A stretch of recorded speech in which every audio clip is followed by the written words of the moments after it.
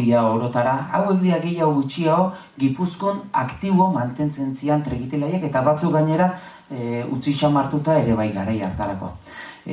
Bizkaien ere bazion beste trekitilari sail bat, baino esango genezake 1972 urte hortan aktiboki iztiala trekitilari Euskal Herri osoan geratzen janak hori dira. Gaur egun 4.000 ikasle ditugu, hori izan da bilakaera, ezta? Eta Manisek aipatu duen bezala, gaur honean kuantitatibo baino arazoa kualitatiboa dakau eta horren ingurun hausnartuko dugu, ez? Baina pixka bat hau da argazki egun hortakoa. Eta Sakabi eta Egañazpi, hemen dazkatzu, hemen Egañazpi eta Sakabi. Eta hemen badiez Eluterio Tapia, hemen ibilizana, Laja, Iturbide eta Abarrez, Epelde. Eta aipatu nahiko nuke gaur gurekin ez dago Luciano Soraluze Valentziaga. Hau da, Epelde soinu-jolearen anaia, eta ondoren ikusiko dugun bezala, bera izentzan Usurbilgo gazte taldeekin batera eta zialtzetak intzun harremanekin eta abiatuta, ondoren Urola Erdiko soinu-jolek ekarriko dituna. Ze argazki hortan, 50 bat baldin badaude, 30 bat Urola Erdiko dela. Zoritxarrez aste honetan hilda, eta ezin izan du hemen egon, eta pena informazioa ere bazekan, baina hola izaten da, ez? Gure historiaren arila oso meharra da eta etetzeko gauza gutxikin arrisku hauten da.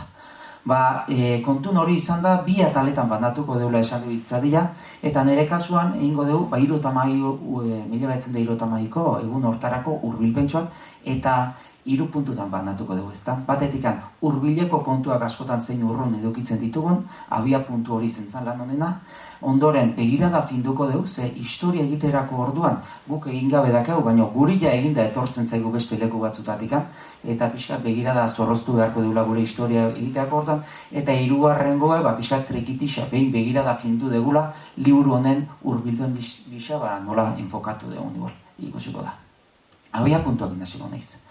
Gila gutxiago liburu honen abia puntua 2018an kokatzen da. Euskal Herriko Trekitixa elkarteak bibliografia sail luzea daka, 17 bat trekitilari eginda, hemen batzuk ikusten ditut, martxan jarri zeben batzuk eta hemen badaude, Elgetan izan zen, aurreneko liburuak gero aipatuko da. Bertsolaiak Aita Zabalak, auspoa saia inda daka bezala, guk daukagu soinuaren otsoa saia. Eta pixkat horren sortzen ari zitzaizkion dudakin eta trekitiaren historiaren inguruko zebat egin zen, jardunaldi bat Donostia. Eta egun hortan jabetu ginen gauza asko egin genitula, baina bagenitula zenbait utxuna ere. Eta horietakoa zen dokumentazio zentro bat abian jartzea. Ze dokumentuak bilatzen ari zitzaizkigun, horiek biltzen ari zian jendia ja gure artean etzegon, eta bilduta oinez bada antolatzen transmisio egiteko zailtasunak zeuden. Eta hor sortu zen egoitza aldaketaren ideia. Gertatze zitzaiguna da zen. Itxasok esan duen bezala, bi liberatu ditu gaur egun, baina gure bidea zailtasuna handikoa izan da, kostata iritsigia bi liberatuta, eta kostata iritsigia baita ere zarautzen egoitza bat izatea ere bai. Eta gertatze zitzaigun, dokumentazio zentroa nahi dugu, baina zarautzeko lokalak ez zigun aukerarik ematen, eta azpitin sortu zen aukera. Eta gertatze zen, garai hartan zuzendaritzan geundenak ikusten ez zuen bezala, oindikan jaio gabe 1981an elkartea legeztatu intzan. Hortaz sentitzen duen ardura handia ekanula, baina ardura handia egiteko eta aldaketa hori egiteko gutxienez bide hartan parteide izentzian jendearekin egon behar genula, hitzein behar genula eta geure buruaren historia pixkat ezautu egin behar genula. Eta liburu hau testu inguru horretan kokatzen da, ezta? Ikusi genuen, liburu batetikan haratago belaunaldi arteko transmisio hori bermatzeko liburu bat izango zala, eta horretarako Laxarokin kontatatu genuen, beste kontatu genuen egun honetan egon da, trekiti elkartearen gertuko pertsona, eta hortaz, aurreko ezautzak eta gazteo genezkan ilusiok eta aurra beirako asmok uztartzeko proiektu bat izango zala, bai. Oraindik ez genuen pentsatzen, 1972ko trekiti eguna, edo ni mintzat garai hartan hori ez nekan buruan, noiz sortu zitzaigun. Hasi ginenean pentsatzen, elkartea noizkoa da, estatutuak hartzen ditugu eta 1981 esatezut. Iturrita periodikota joate ginen eta errelato bat igual agertzen da, ezta? Eta da, errelato ofiziala. Legeak esaten duna, administrazioak ematen diguna, diru laguntzen historia. Baina jabetu ginen trekitixa elkarteak bazakela beste historia bat, itzalekoa. Eta adibidez hartze baldin baino, 1981ko Bazkaiko txartela azaltzezan 6 guzti eta trekitixa elkartia bazegon. gertatzen dana da, komunitatean alfabetatuta egon berrezu, legea jakin berrezu, gauza asko jakin berdia legeztatzeko eta bideoat egiteko. Eta guria, Jose Azurmendik esaten duen bezala, manifestu atzeratuen, guria, herri pobre baten historia da, alfabetatze berantiarra izan duna, eta ikusten genuen jode. Ez da bakarrik Trikitixaren historia baizik eta herri konkretu baten historia bat ere liburoen bitartez azaldu genezakela. Eta begirada findu lehen aipatu badu horretatik. Ez da, Laxaro eta biok saiatu gana da begirada horretatik Trikitixaren historia hurbiltzen eta hortikan erdigunean agertu zaigu usurbilko egun hau, ezta. Horregatik, 30 urteko historia ofizialaren partez, hartatz temporala aldatu eta 50 urteko historia indau gure buruai eman da legitimitatea, Manixa izan duzela, Trikitixatik eta Trikitixarentzat historia ginez. Eta hola, begirada findu dugu, eta jabetu ginen hortaz gure elkartean beste kultur proiektu baten olatuan kokatzen dela. Ez da kasualitatea ikastolak garai hartan sortzea euskal kantagintza, garai hartan sortzea euskal kultur susperradia, garai hartan egotea edo euskal unibertsitatea 50 urte bat Trikitixa elkartearekin batera egitea, ez da? Hor, lehen Josea aipatu izuet, behar esaten du, gure herriak ez dauka kondairarik, pobrea da. Ez dauka pirata koskor pare bat, langile sufritu batzuk, muga zentzu asko, eta mila zori gaizto besterik. Eta alare ez da gutxi. Eta hain zuzen ere ez da gutxi horri gaur balori eman nahiko genioke, eta aipatu, transmisio kate hortako sentitzen gehala, eta aitortza honekin hori konpromiso hori hartu nahi dula belaunaldi gazte honek ere. Azken batean, deshistoriaren lurrean jaiodan herri bateko historia zatitxo bat gaur saiatuko kontatzen. Eta motx-motxien esan da, Trikitiaren historia begirada hortatik nola azaldu. Liburuak 6 parte ditu, bada elkartak edukidun garapena, 72tik aurra, zutabea izango da, gaur Laxarotanik lehenengo zatia bakarrik esplikatu dugu, bala? 72a nora iritsi ginen, eta ondoren Laxarok 72 eguna esplikatuko dizua. Eta alde horretatik aipatu, Trikitia beti instrumentuari lotuta bakarrik ulertzen degula. Instrumentue soinu txikile, 1889an Urkiolan daukagu lehenengo aipua, nuebisimo akordeon etorri dela aipatzen du Joan Gerrak, garai hartako artikulu baten, baina Trikitia, Juan Mari Beltranek eta beste asko esan duen bezala, Trikitia ez da instrumentu bat, Trikitiaren definizioaren atzean beste kontu batzu daude.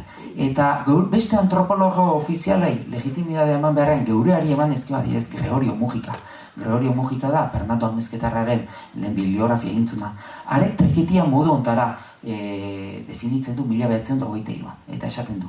Dantza egiteko ohitura handia da Euskal Herrian. Herri gehienetan txikiak izan arren txistulariak izaten dira, erromerietan. Eta txistulariari danborrak laguntzen dio. Askotan ordea, eta txistua ordaintzeko dirurik ez badago, beak nola esaten du, beste soinu bat erabiltzen dute, pandero erabiltzen dute. Ohitura hau Gipuzkoa osoan izango zen lehenago, baina orain Bizkaialdeko muga batzutan bakarrik gelditzen da. Neskatxa batek panderoa jo eta kanta, eta beste guztiek dantza, hori da Trikitixa, bai? Hortaz, Trikitiaren muina panderoa da, eta beak atatzen du soinu onomatopeikoa, treki, eta hortik kantator. Eta hortaz, Trikitixa ikuspegi hortatik, eta soinukin duen harremana, euskal mestizaia euskerazko baten historia da. Nola egunera egokitu gehan, eta nola egituratze horretan beste gauza eta instrumentu guztiekin nahasteko disponibilitatea okidun, baina beti euskeraz eta euskaratik ez da. Eta panderoa eta emakumea erdigunean jarrita, jabetzen gara Usurbileko jaialdi honetan, omendu gizonak egin genituen arren, bi emakume izentziala plaza publikoan. Hau beste kultur fenomeno gutxietan agertzen dira. Bertsolaian omenaletan ez da agertzen, edo beste esparru batzutan oraindik emakume hilen erro. Oraindik zorionez, 20. mendea hasierako emakumeren soslai hori irauten du. Dago, Primi Erostarbe, Donostian bizi izana arautzegoa, baina ja, baserritarrez jantzita. Eta Mailu egurrolakoa, Martitegoa 14 urtekin, oraindik nerabera iritsi gabe, baina umea panderoa jotzen zuena, eta horrek erakusten digo indikan pasalore batzuk bizirik irauntze bela represio garai hartatik. Bi emakume mintzat badako. Eta begirada hontatik da libro horitatik Trikitiaren historia bera ere berri ikusten hasia. Nahi nuke, 72 urte horrek zer berezitasun du. Nik uste Euskal Herrian urte horretan bat zegoela movimentu bat erakusten du, omenaldi horrez aparte, hor kultur jardunaldi batzuk izan ziren Euskal Herrian urte horretan Iruñean, Tolosan eta Azpeitian beste. Eta badakit, Azpeitiko omenaldi horretan Josean Artze buru belarri oso implikatuta ibilitzela.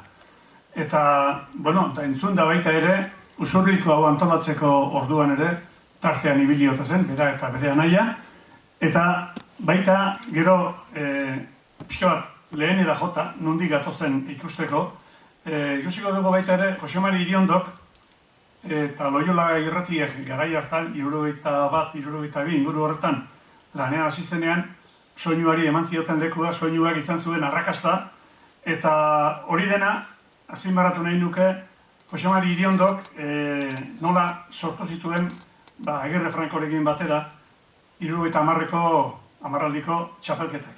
Eta Jose Mari Iriondo bera entzungo dugu, nola kontatzen duen zatitxo bat entzungo dugu.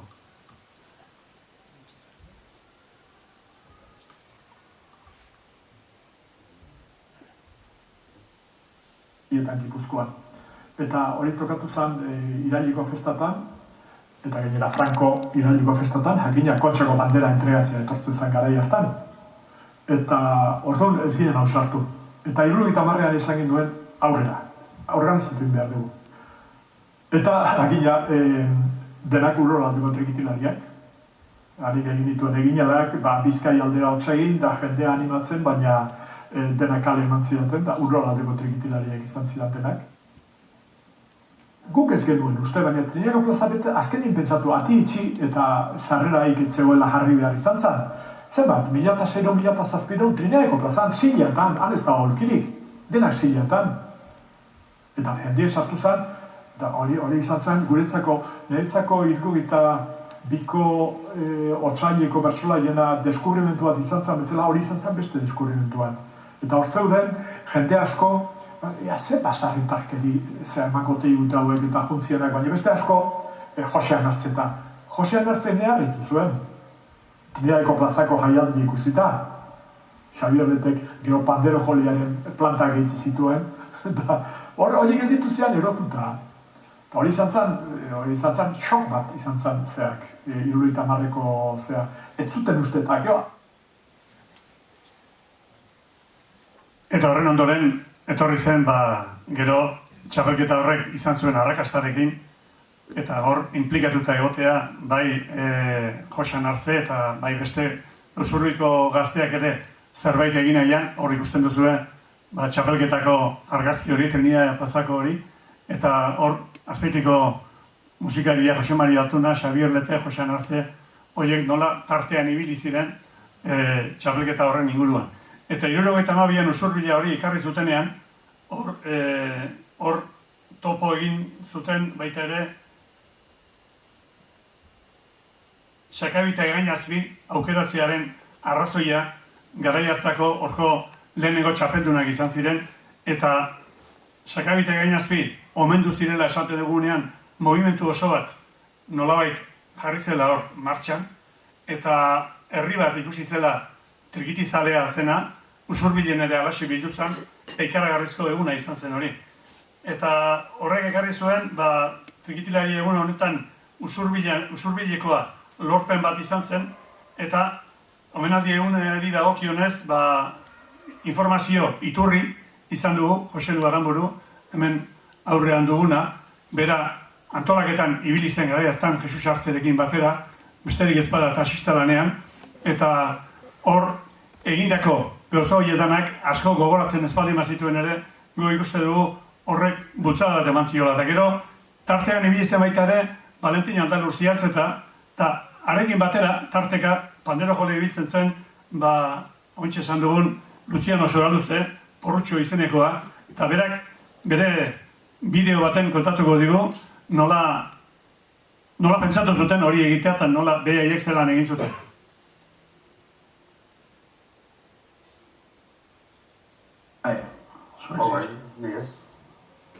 Ego esain nola, nik eta zahak ziatzetak organizain nola, Sakabila Egainazbi. Ipila ezaparegi eta zatzen ziatzetak. Ipila ezaparegi oz jendia, eta zazpi paregen izena nantxon da bera. Eta alain non, haiek da izan zoz epini, gazti eta haus, egin jatzen. Ziatzetak da joxerain, Sakabila Egainazbi, emazo, honak eta ala egitxon.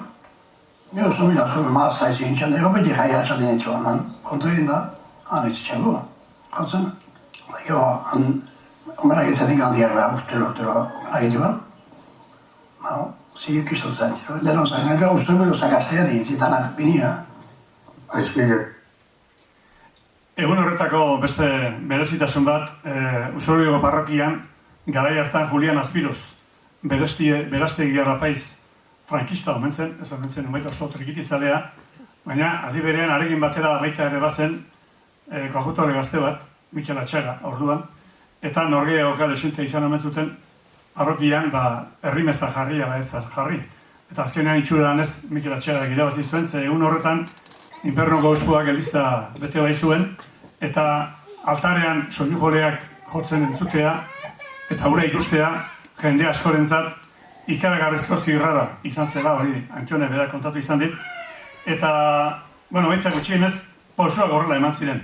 Eta gero, Mikel Atxaga baita ere, prentsan ere, bultzada desentea eman zion egun horri, bera zeruko argian idazten zuen orduan, eta berak esandakoa da egun horren bukaeran, ikusitakoak bakarrik daki ura zertzen, egun gogoangarria benetan. Ez da adile harren, aurtengoarekin bakarrik itzari, urtero antolatzeko elkartasuna eta indarra izan ditzagula. Hori da, Mutiozabalek esaten duena.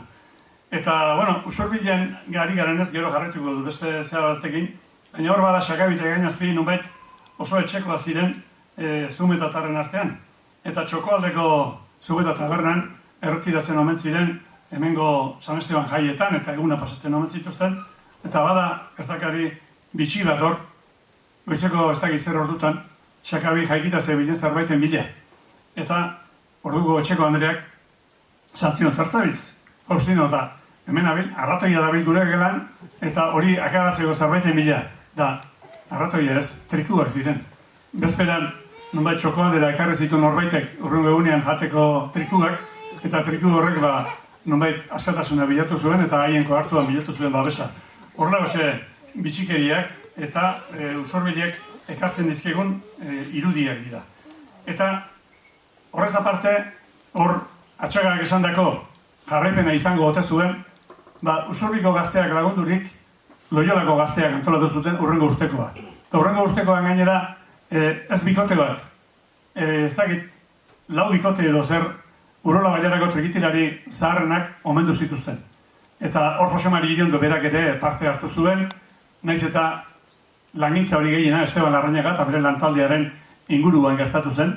Eta Esteban Larrañagatik esan dezakeguna da, ondorengo urteetan, 93 bitartean, urtero nolabaiteko katebegia izan zela bera egunaldi horiek antolatzeko orduan. Eta gainera, 91ko elkartearen legeztatze garai horretan ere, bera izan zen hori bultzatzen ibili zena, bera izan zen lehenbiziko lehendakaria, hor Guggenheim sortu zenean, eta diruak bukatu zirenean kulturarako, Guggenheimek eraman zituen eta gehienak, orduan, hor beste zapaztaldi bat izan zuen, eta kulturkezka inguru horretan Esteban Larrañaga ibili zen. Beraz, gero 93tik aurrera, elkarteak beste norabide bat hartzen duenean, hor beste gauza batzuk gertatzen dira, baina horrez, esan dezagun, 1980ko kartela, eta hor justu Valentin Aldalur eta Jose Azkue omendu ziren urtea izan zen, 80koan, 80ko kartela horretan, Jose Luis Zumetaren kartela daukagu. Hemen ikusten da, eta beste gauza batek ematen du atentzioa. Jose Luis Zumetak ere ustez baserritar jantzian hartzen duela soinu jolea, eta laukote horretan bakarra agertzen da baserritar jantzirik. Besteak oraindik kaleko jantzian zebiltzan.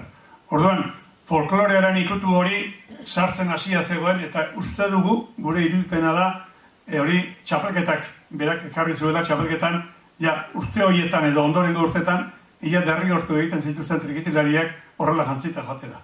Beraz, hau da gure historia, eta historia hori kontatzen bilatutakoa zuei adierazten joan gara. Eta